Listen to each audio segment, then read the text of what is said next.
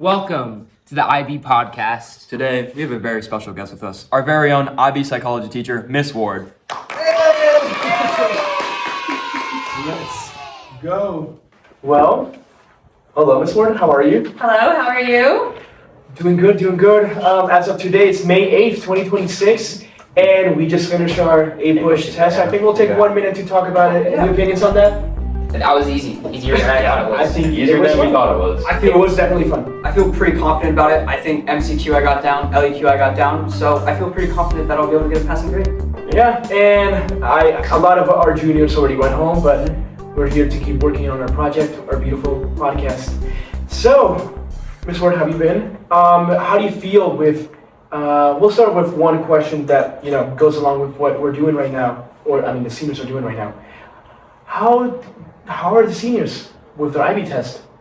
They looked really tired today at the end of English because I proctored English today. They looked really tired at the end of English, I believe. Yesterday was their longest day though because they had to write 2 papers for psychology and then the longest paper for English. So hopefully when you guys are ready to take the exams, they will separate psychology and English because I think it's a problem that's kind of unique to the United States, but it is a recurring problem. So every IB always asks us what we think about how they test and that kind of thing, and so that's the feedback that we've given them. That it's just really a lot to write in one day. I want to say last week, or this week, I'm not sure, but IB students also did history and then went directly with German. So that definitely puts a lot of strain on the students, but you're definitely right. So, Jack, any questions? Another question that we have is, what do IAs look like in an IB psychology class? Well, IAs have gone from being a research report on an experiment that you've done, and they have changed to a research proposal on a topic of your choice, and now you don't have to just propose an experiment. Now you can propose an observation, an interview, a questionnaire survey, or an experiment. So you get some more, you guys have more choices, and since you don't actually have to perform the study, you just have more options in general. So it really opens it up for you guys to kind of research what you want and really think about the practicalities of different research methods. Yeah, and now I'm thinking about it, obviously all of us are in psychology, so let's do a little shout out of what we're doing for IAs. Aidan, you want to start? I am doing the relationship between mental health support structures for children and children's mental health in low-income communities. I'm going to be using a questionnaire. There's probably going to be a lot of data analysis. I'm doing a study that focuses on the exposure of violence and how that causes desensitization of violence, and so there's implications that come with that. But we're working through it. I think I'm doing an interview, possibly. I am studying the relationship between music genre and how that affects aggression to see whether specific music genres either help to increase aggression or decrease aggression in this, and I will be using a questionnaire to figure this stuff out. Yeah, these are the two biology. I guess Aidan and I were on different spectrums, but I'm going to talk about the correlation between prosocial behavior. So those good deeds, those willful actions that you help your friends with, and how does that affect the school performance? Does having a greater ability of sharing and explaining information with your friends, does that help you with your school performance, your grades? So we'll definitely see how that goes. I'm doing a questionnaire, which I think I will probably do with our IB class to see how that is. And in general, now continuing with IAs, how do you feel about the greater scope of what our juniors are picking so far? I think there's a lot of diverse topics. It's hard to keep track of all the topics because there's 70 of you, so I have 70 different topics. I do think 70 in psych? Wow. Yeah, well, I think there's 68 maybe. That's almost as many as the amount of seniors graduating. True. Yeah. So we keep growing. I think I have most of the juniors. Yeah. And so trying to keep track of all of those things and work out the problems as they come. It's definitely important that you guys communicate with me if you have questions. Like if we have ethical issues, like if you're worried about the ethics of something, if you're worried about the practicality of something, so that way you guys really have to be kind of on top of things more than before, because before they worked in a group and it was a much more limited scope. They worked in a group? Yeah, they worked in a group. They wrote the paper by themselves, but they performed the study in a group. Oh. And for the most part, they were replicating an experiment. Oh, because it was only an experiment, right? Okay. Yeah, it was only an experiment. and they replicated it. Most of the experiments in psych are in the cognitive area of psychology, and so it was much more narrow. So keeping track of everybody is going to be tough. But I'm looking forward to reading what you guys have written, because some of you are really passionate about it. A lot of stuff on social media, a lot of stuff on technology, even music genres and exposure to violence, those kinds of things. There's a lot of stuff on that. So I think it's pretty evident that you guys as a group are concerned about how you interact with media and how it affects you guys. I'm happy to hear about pro-social behavior. I'm interested. Well, you're not going to do that study, but it's that's the only thing. Yeah, no. It's kind of sad that you're not going to do some of these studies, because it's I'd like to see the results. Yeah, no, me too. I've seen a lot of different studies that actually contradict what I thought. I had a source of a Bangladeshi secondary school, and they found out, and so you have the Pearson correlation, the R equals, it was 0.4, which really surprised me. I mean, you would think that helping out other people does help, but there's so many different factors that are within that makes it different or difficult to sort of make it into a single conclusion. So it just depends on the factors. But I just wanted to comment one thing. I really like Jack's IA because it really goes with his music taste. I'm just really interested in music. I've always been, not more so making, but just listening to it. Yeah. So I do really want to study how specific music kind of just changes someone's behavior. I want to see if it changes their mind If or it does their at brain. all. Yeah. I mean, I want to say this. I have seen a lot of stuff, especially with metal music affecting more people to be aggressive. And I've also seen a lot of stuff where it's more calming music can also, instead of just making people angry, it can calm them down too. Mm-hmm. So I found a lot of interesting topics already that I'm researching on. I still need to find a lot more just because it's a lot I have to do for this, but so far I've found a lot of good research that really helps me. Yeah.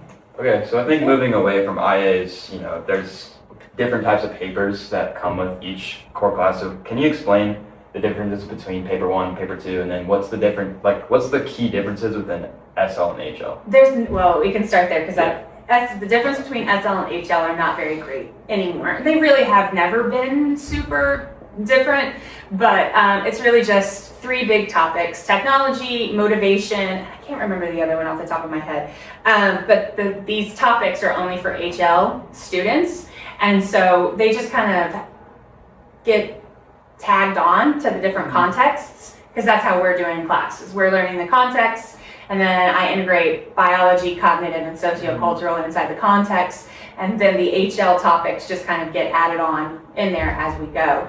So I think in class you don't see very much difference. The real difference comes when you have to take the exam. Yeah. So the HL students do paper 1, 2, and 3. Yeah, people do forget about it. And the SL students only do paper 1 and paper 2. So, yeah. Are you the only SL? I'm the only SL, and actually, Are you the only one? Only one here. Here. Oh, the only one Because here, I think okay. in our psychology class, I want to say it's 6 people that are SL.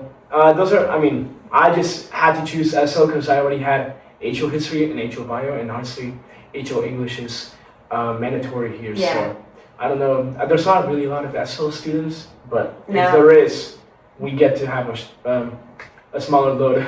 Yeah. Because paper 3, can you describe paper 3? So paper 3 is all about those HL contexts, right? And it is basically where you're going to go and you're going to look at those, you look at those topics and you interpret graphs, data analysis, and research considerations. So you guys are more into the qualitative research, whereas SL students, they only really have to focus on the quantitative research. And so I'm sure, because all of this is so new, we're IB Psych teachers are still kind of trying to hash out exactly what it is that IB is looking for, and we've had several changes made as late as December. So most of those changes were just made to the wording of the curriculum and stuff like that, but changes keep coming. We're like a trial right now, right? We're going to be the first class with this new curriculum. Yeah, you're the first class with the new curriculum. So we're all still trying to figure out, because like in some ways it seems a lot easier. Like the IA is definitely much more manageable than it was before, because you don't have to actually think about the practicalities of performing that experiment.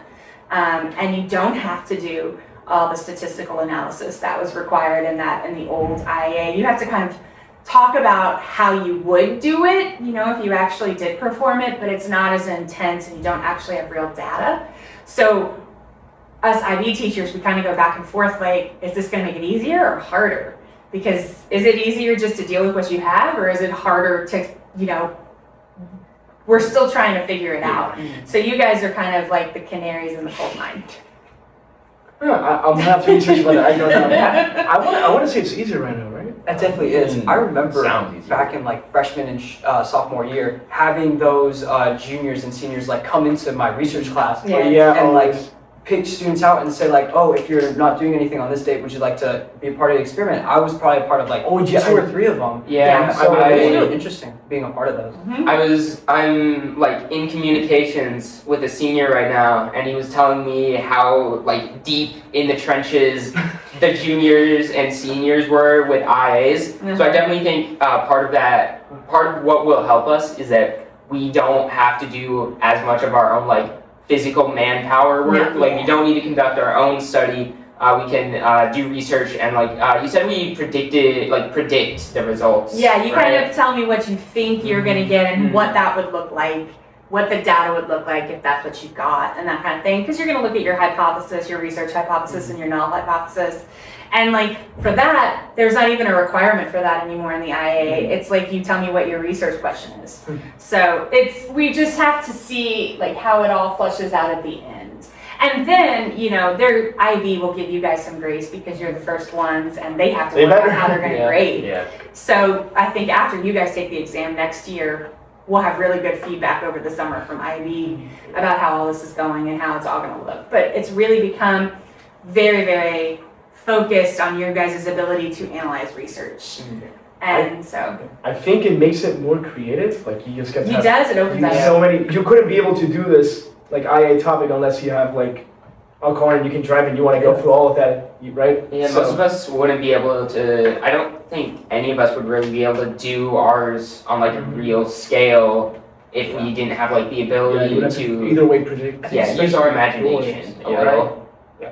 Which one would be the hardest to do? Probably Landon's, Probably. because I think if you actually exposed someone to violence, that would be very unethical. And difficult. It reminds me of the one experiment. I forgot. It's like they put someone in the In the The- cats, or no. not the cat. Tripod? the- Shock experiment. no the shocking. Oh my gosh. Oh, that was that was really bad. That one is so harsh because I can just see the video. They're like, We've had to make changes with Landon's. We had to we have to get creative about it. Yeah. what changed? So it kind of shifted from like doing the actual experiment, which would be severely unethical because if you expose people to like extreme media violence, then that could have psychological trauma. So that's not good. But the other route that we took is people who, it would be like two groups, right? So it'd be kind of like a quasi experiment where you have like predetermined groups, and you have people who like watch social media for a certain hour, or however many hours a day, and then certain people who don't watch it for that many hours a day. And then you'd like evaluate their feelings about watching like cartoons like Bugs Bunny or something being like hurt. It's really funny. And then you'd see their reaction, like how would they feel, and then you'd ask them like, I would probably say like semi-structured to get more qualitative results. Makes sense. Yep. Makes sense. Aidan, you have a question? Yes. So you joined us during our first couple months of our sophomore year, right? To replace Yes. the old psych teacher that was going out. I remember I only had sorry, you for- was it Miss Mahoney? it was Miss Shout out Mahoney. Miss Mahoney. I don't know if she's Just in watching case. us. Yeah. I remember I only had you for research that year, but I was wondering, just like as a general for a teaching sphere, when did you realize you wanted to do psychology, and what was the reason behind that? Backstory. So I have a history. I'm a history person originally. After COVID, and when we were all locked down and everything with my own children, I really saw some changes in their emotional and their mental health. And so I kind of got really involved in making sure they were okay. And then I thought, well, maybe I want to actually make a career change and go into mental health counseling. And so I have 18 credit hours in mental health counseling. And when this position opened up, I thought, well, that sounds like it's right up my alley, and so I miss teaching history. I wish I taught more history. Well, yeah, you still teach history though. A little. Like one, Yeah, just one that class? one class. Yeah, just that one class. But plus, I really do think that psychology is one of those things, even though it's not required, in any program. I do think that it offers so much self-awareness and so much like awareness of others. Sure. And I do think that a lot of times we make ourselves really unhappy, assuming motives that probably are not really there. And I just think it helps you understand your own behavior and the behavior of others just much better. I think it just gives you a more well-rounded look at the world. And so, even though it's not required, I think it should be. I definitely see psychology way more nowadays in like everyday things. Talking again with A Push on Wednesday, I went after school to study with Jack, and we were doing like a Kahoot. And because he was sitting next to me, and I was sort of answering the questions a little bit fast, I was telling him, do not conform, conformity. That's such an important thing that a lot of people do so unconsciously that we need to take more awareness on it. But like, I saw him, I would respond blue, and he would respond blue like 3 seconds later. I'm not saying he was conforming, Most of the but there's a time, possibility. most of the time, it was my own thinking. Okay. There were some times where I might have conformed just because I didn't know, but most of the time, it was from my own thinking.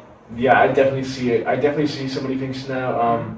Day-to-day stuff, right? I feel like that kind of goes with all of IB. Like I've noticed like certain, like when we talked about like misinformation in TOK, and like you said, conformity and like persuasion, what we've learned about that in here, I've kind of seen that in my day-to-day life, especially like online on social media, current events, trying to get like fear monger, if that's What the is best that? word, hantavirus.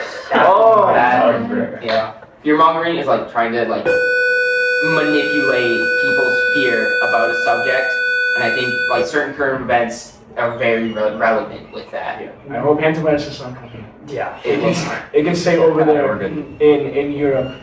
But yeah, actually, I think that's so true. TOK, theory of knowledge, and psychology are so similar. Like there's so many things that you see now, like every day, especially with the trolley problem that we saw a couple weeks ago.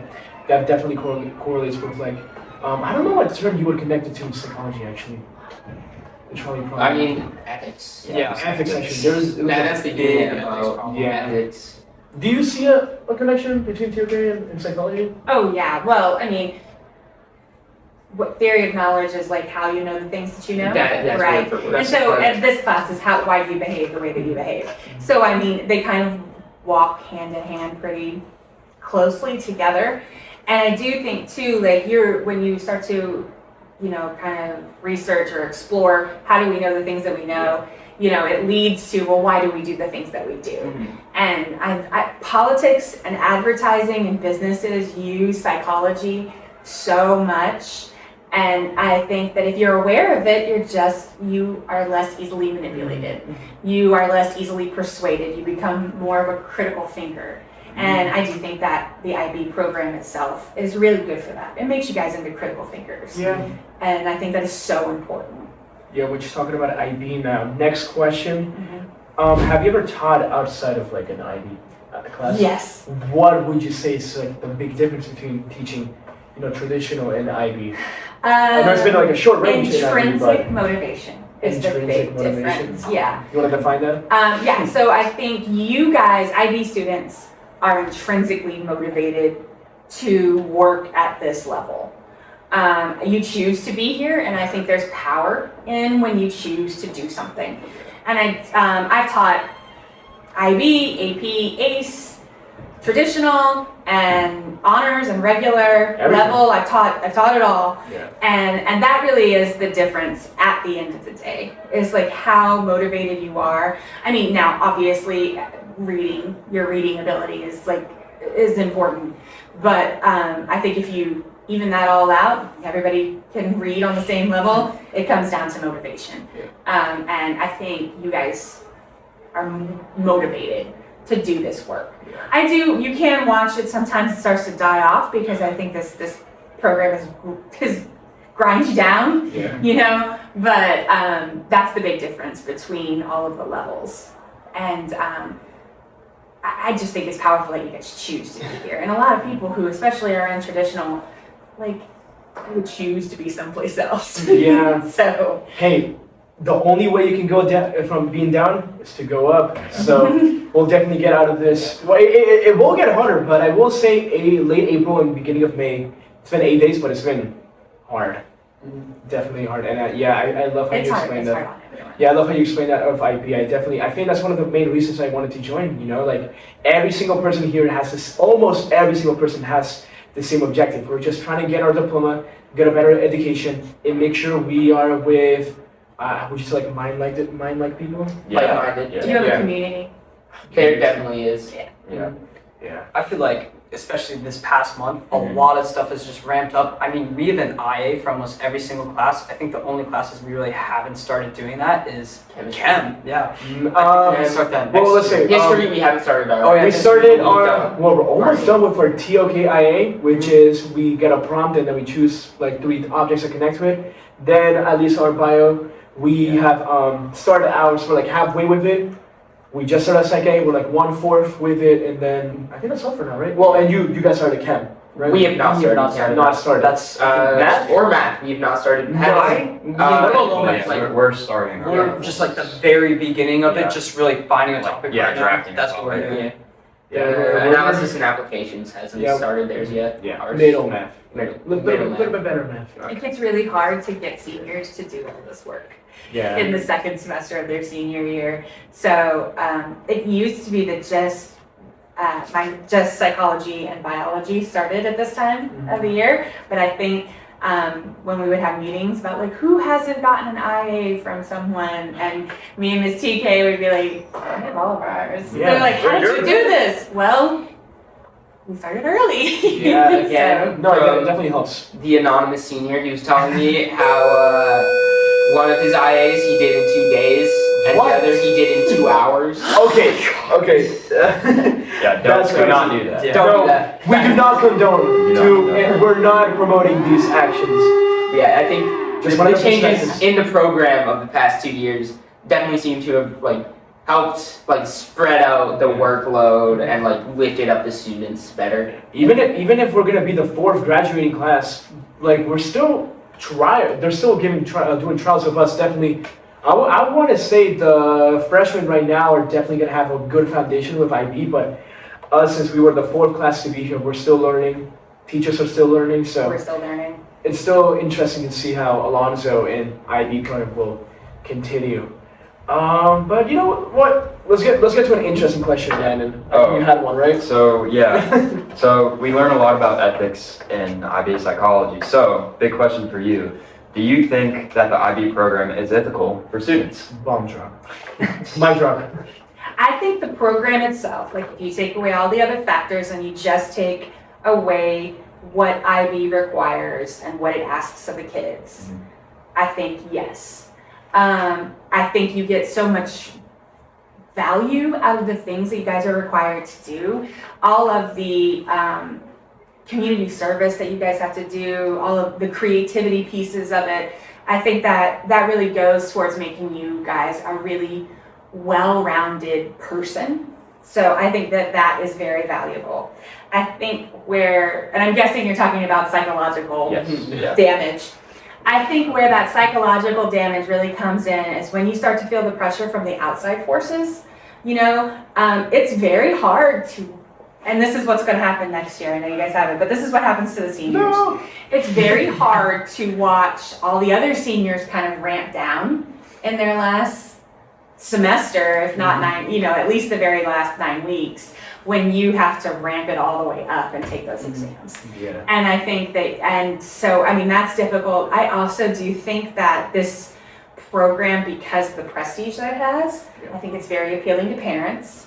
And so I think that if parents are not careful about how they motivate, and I think this is not just true of IB, it's just true of everything, that if parents are, and teachers as well, if they're not careful, a new word. If they're not careful about how they motivate students, whether they're their children or just the students in their class, I think that it can be damaging.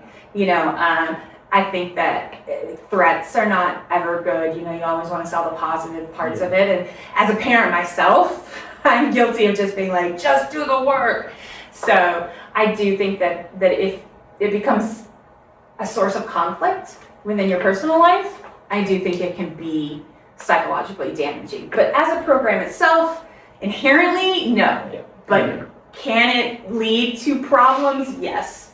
But also the most important part of this is time management. Yeah. And if that is not your strong suit, I think you're really going to struggle. Yeah. We talked about time management, I think it was 2 episodes ago. It hasn't, mine hasn't changed. Mine has not changed, but going back to that parent idea, I think it's really important. I don't want to say all of the students I've dropped from our class have been because of that, but I think it's very common that there's definitely one student at least in every IB class grade that their parents just sign them up for it without really knowing like the weight of it. So it's really good, I think, at least, I don't know if Aidan has the same idea, but as an IB ambassador, all these events that we go to like guide the students, give them a school tour, I always try to make sure and tell them about like the weight and importance that there is within this program, and also to like the importance to keep up. Because if you are 1 week behind, It snowballs. it's gonna snowball. Yeah, that's right. It's So going to get unmanageable. I did also, when you mentioned the parent thing and the IB ambassador thing, that reminded me of an event that I went to, in which it was like I was the only IB ambassador volunteering. It was like an expo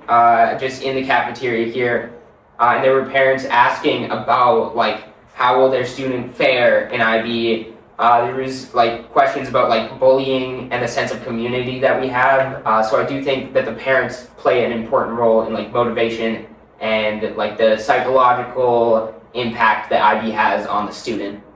I can definitely agree with that, and from personal experience with having a family member join the IB program and also drop out of it, I do think there was a lot of peer pressure, especially since I joined. I feel like my brother also wanted to do it just because of that.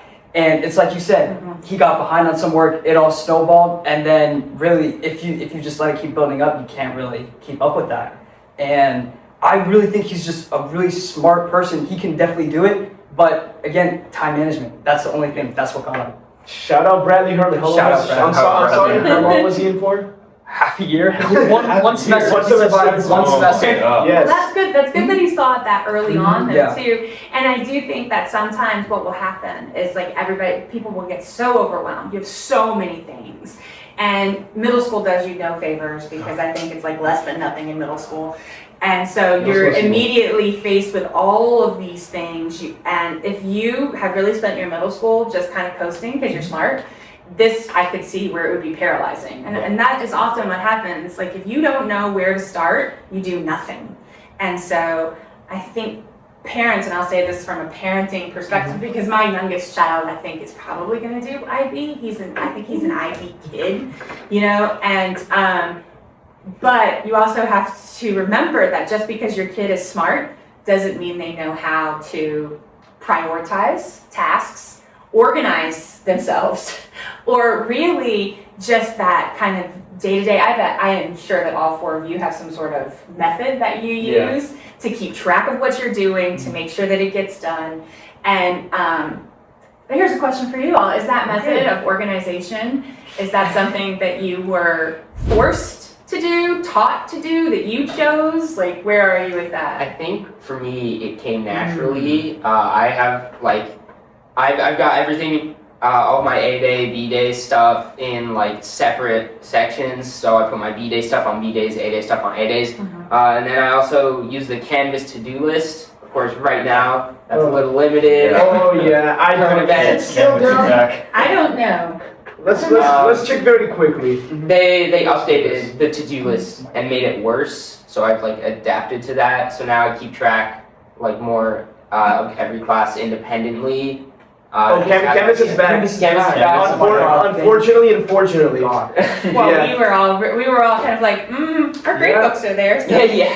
Yeah, I still don't know if I had to turn in something. I'll check, but I don't know. Yeah, continue. I think for me, like the methods that I use to organize myself, make sure I'm like keeping up, that kind of came naturally. I didn't like specifically say, hey, I'm gonna start doing this. I think I like, as I understood what I needed to do, it came with that.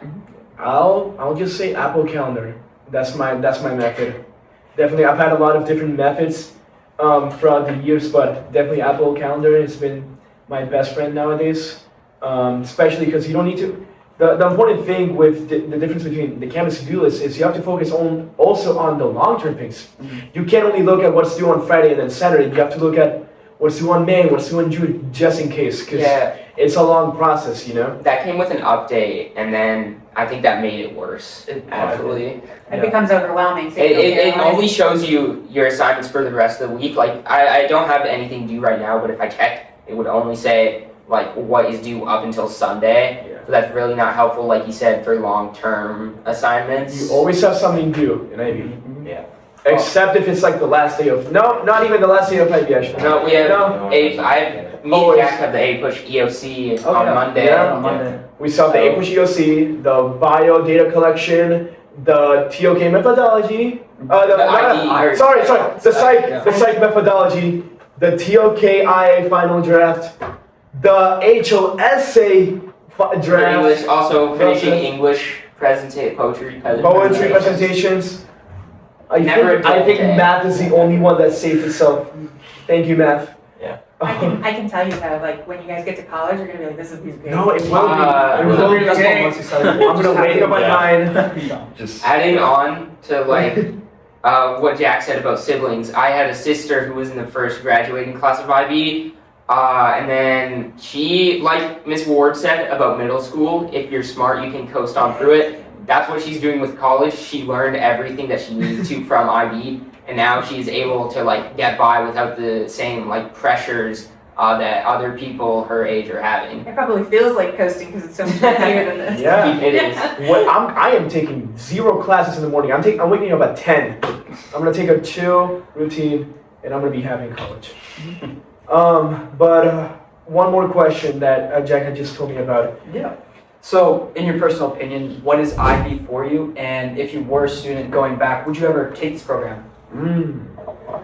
I think that you guys, IB students, more than any other, and I taught in the Collegiate Academy at Leto, so I've taught dual enrollment classes. I think I've taught pretty much all we offer at this point in social studies anyway. And I think more than any other group of kids, you guys are prepared for college. And I don't think that that's an anomaly, what your sister's experiencing. I think that that's gonna be all of your experiences.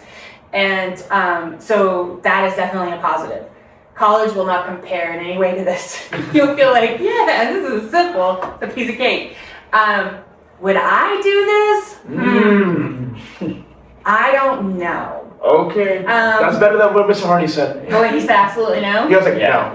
no. I was a pretty good student. I was a very good student in high school. And I'm very organized. I like my little checklist. I get my little dopamine kick when I cross something off the list. I like to finish tasks, like that makes me feel good. But when I watch you guys, especially with English, today was a 2.5-hour exam where they wrote one question. I cannot imagine writing for 2.5 hours on one subject. And I was watching the kids like crack their fingers and everything like that. I don't know. Because it's handwritten, right? Yeah, well, yeah. IB is still handwritten. IB is Hey, still IB, handwritten. please change it. IB, change it, please. So I don't. Can you Switzerland? Please. Write a letter. I don't know. I think probably my mom would have made me do it. Like, I mean, let's just be real. If that had been an option, the closest IB school to us was like a 2-hour bus ride away, just because of where we live. But my mom definitely would have made me do it, and I probably would have gotten through it. But I don't think I would have enjoyed high school as much as I did. So it's kind of I don't know. Do I think it's worth it? Yes. Do I think there are some pretty serious cons when it comes to like work? The fact that you guys have jobs amazes me. I don't. So I think that there are some struggles with that work-life balance. Like, Here's a spicy question. Oh. Do you guys have significant others? Yeah. Hey! He's actually been here long term. Okay, so you have a job, a significant other, and you're an IB student. Yes. How do you feel like you're balancing that? Is your significant other also an IB student? No. Okay, so there. She's doing great in traditional. I think, personally, if it was one thing at a time, I would be doing great. Like if I didn't have a job, then school would be easy. If I didn't have school, work would be easy.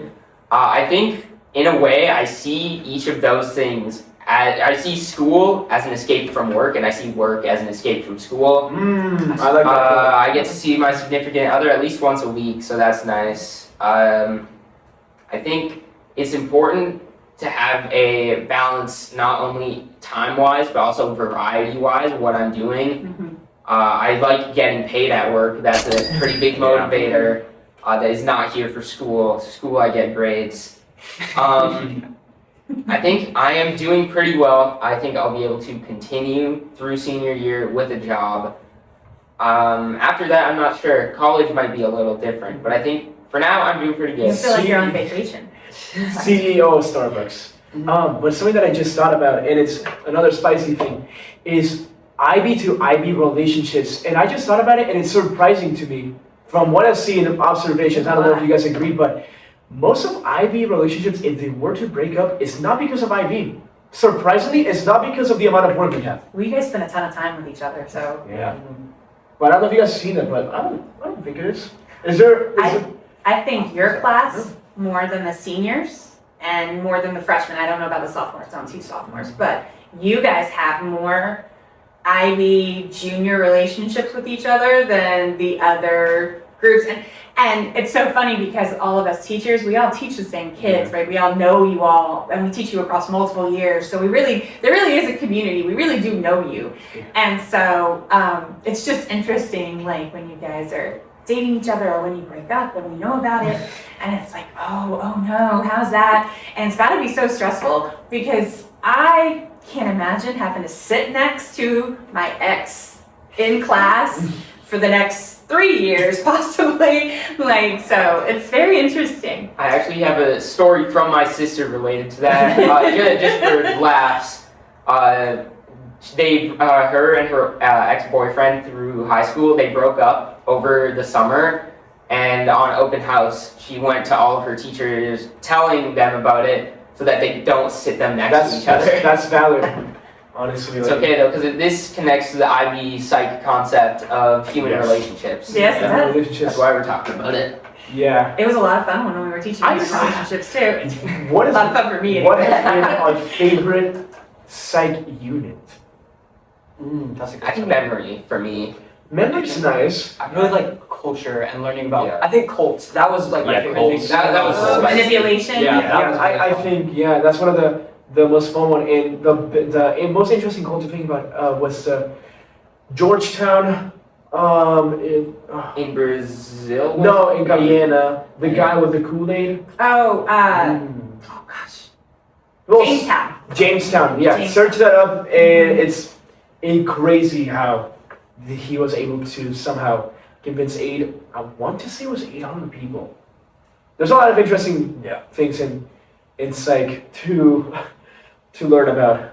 Well, I think it's because a lot of people think they can never be manipulated that way, but you absolutely can be. On that topic, also when we learned the connections to like Nazi Germany in the 1940s and how that connected to psych and also history, We I did? thought that was very interesting. Yeah, I forget the Conformity. name of it. Oh, okay, The Ash conformity test. Yes. That was sparked as a result of the amount of people that were like manipulated under the Nazi regime. So I think the connections from psych to other IB concepts really is very interesting. Milgram is the same way. It was Milgram. testing the same thing. How quickly will you respond to authority figures without question? So. Okay, so kind of wrapping up here, we always ask our teachers, Everyone actually. well, Everyone. everyone that we have influence or make influence on, is what do you think of our podcast? I think that it's great that you guys are so passionate about something and that you put so much time and thought into it. Because I know the three of you sit right in front of me. Yeah. So when you have downtime, I hear you talking about it, and I think it's really awesome that you found something in this program that looks like I would say is probably going to go beyond this, and is really something, and it's a service to your fellow IB people. I don't know what you guys call it. Peers, your peers, friends, that kind of thing. So I think that that's really great. It's really great that you guys find something that you're passionate about and you're dedicated to, because this is not easy. Like, I know on the screen it probably looks like you're just sitting and talking to people and that kind of thing, but there was a lot of stuff that went into getting ready to do this, and a lot of coordination and things like the that. chairs back, the tables back. Guaranteed. I mean, you have, is that a special backpack just for this stuff? Sort of. Yeah. I just put my stuff Equipment. Yeah, which is not a lot. It's really just my laptop and the tripod. But hey, that really goes on to show that the podcast, or what a podcast is built on, is on the people that it's made of. You don't need a big budget. You just need people. You even picked up an extra member along the way. Yeah. So you become a part of us, and so sorry Nathan couldn't make it. It was his birthday. It's birthday. Nathan, happy If you birthday, can, Nathan. guys, please comment "Happy Birthday, Nathan" in the YouTube comments, please. But thank you so much, Mr. Thank Ward. you, guys. Thank you so much for having us, Thank you. and we'll see you in the next one. Bye bye.